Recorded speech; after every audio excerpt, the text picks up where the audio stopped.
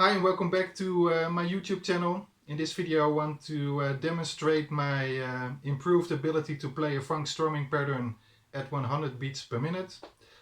It's part of my homework. Tomorrow will be a new guitar lesson, and in the last lesson my guitar teacher gave me the homework of playing a specific funk strumming pattern and to practice it to get to the goal of playing it at 100 beats per minute.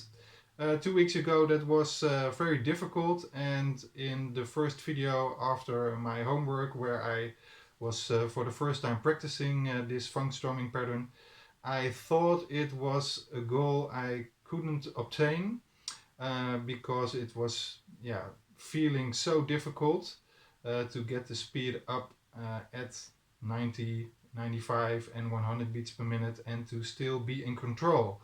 But I'm happy to announce you that I think I got this goal achieved somewhat.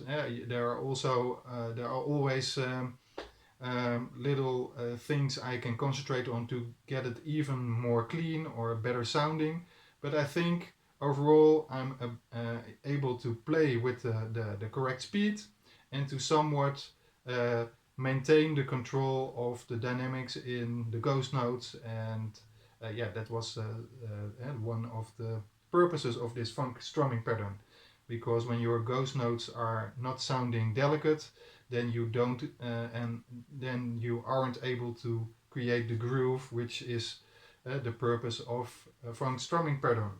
Let me just, for the sake of a recap, play the strumming pattern at a very slow speed so you can hear what it should sound like even at higher speeds.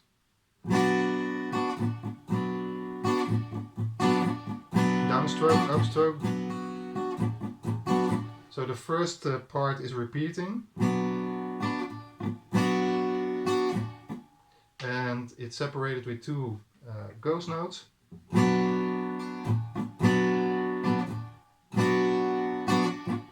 Two ghost notes, repeating, and in this part there are two blank notes. So blank upstroke, blank downstroke, and then on the last upstroke the chord is sounding again. And all the way during the blank notes the chord is ringing out. Not.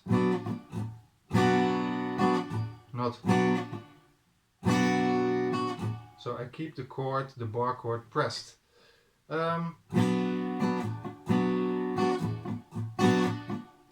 Then free after the two blocks of where the chords are sounding.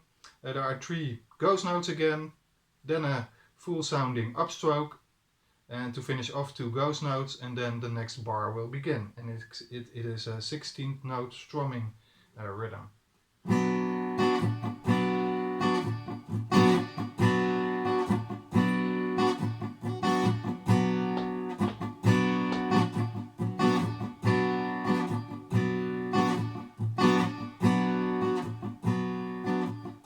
And the purpose is, as I said, to make the ghost notes sound somewhat lower in volume, and you can create it by not getting the full range of motions on all the strings, by just using the middle strings. And it was very difficult for me in the beginning to at high speed get the motion, range of motion, smaller. I was just like Joe the lumberjack man, and I was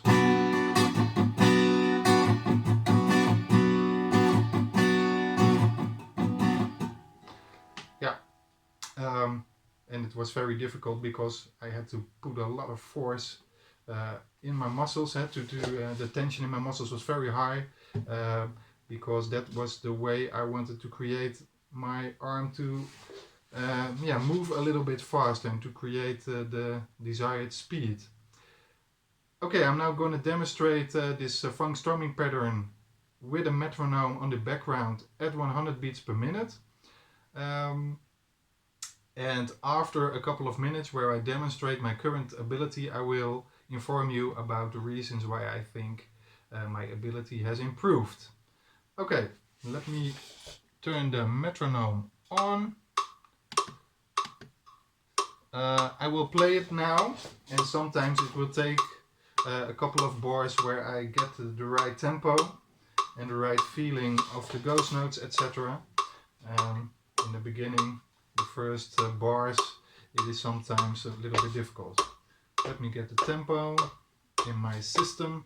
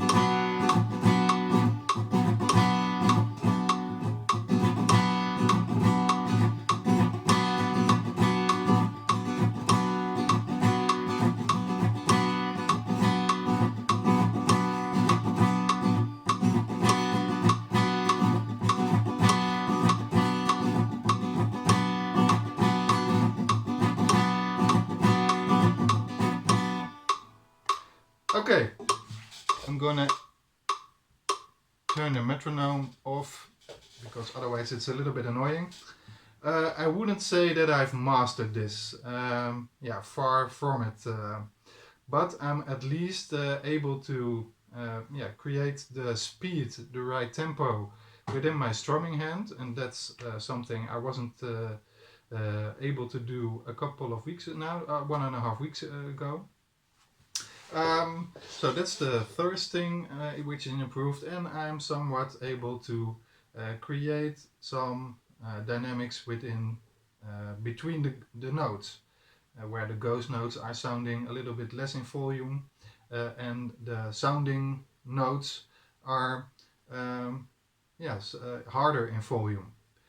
Let me inform you about the 3 reasons why I think my capability is improving. The first thing has to do with the pick, which I told in an earlier video also, but what the main difference is that I'm using a teeny tiny bit of the pick outside my fingers, which is making it very easy to get the pick slide fluently over the strings. I used to have the pick more like this, where the point outside my fingers was way larger, and that way the pick was getting stuck between the strings, and yeah, that's creating tension, and sometimes it's stuck in between the strings, and on other strings it's sliding over it, so the friction on the pick is not equal on all the strings, so it's very difficult to maintain your speed with all the friction and yeah, the readjusting you have to do. And with just a little point, it's sliding easily over the strings. So that's the first thing I practiced. The next thing has to do with the positioning of my elbow, and what I try to do is to have the range of motion way smaller when playing the ghost notes. So when I want to play a full sounding note with the bar chord, I want the range of motions on all the strings. And with this B chord, B minor, yeah, no, it's B major, I think.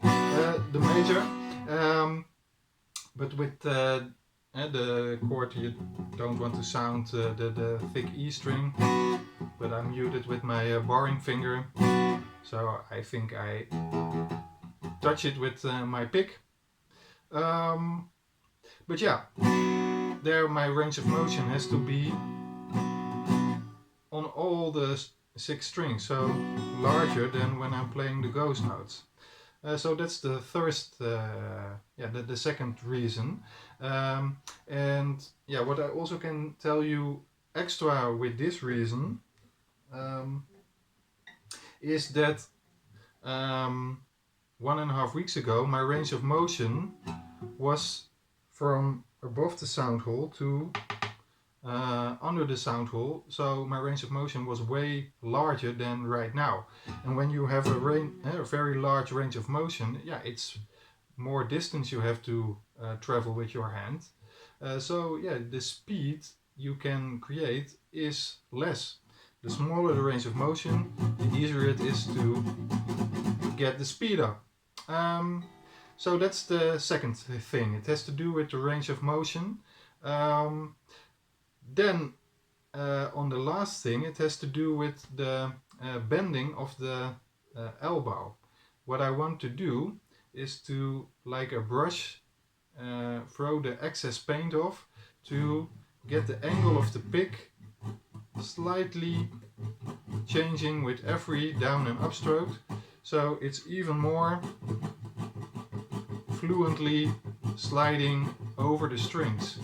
And that's also a main difference, because then with the 16th note strumming pattern, the movement is more coming from a wrist than from the elbow. With an 8 note strumming pattern, you can just get all the movement from your elbow, and then my wrist is hardly rotating.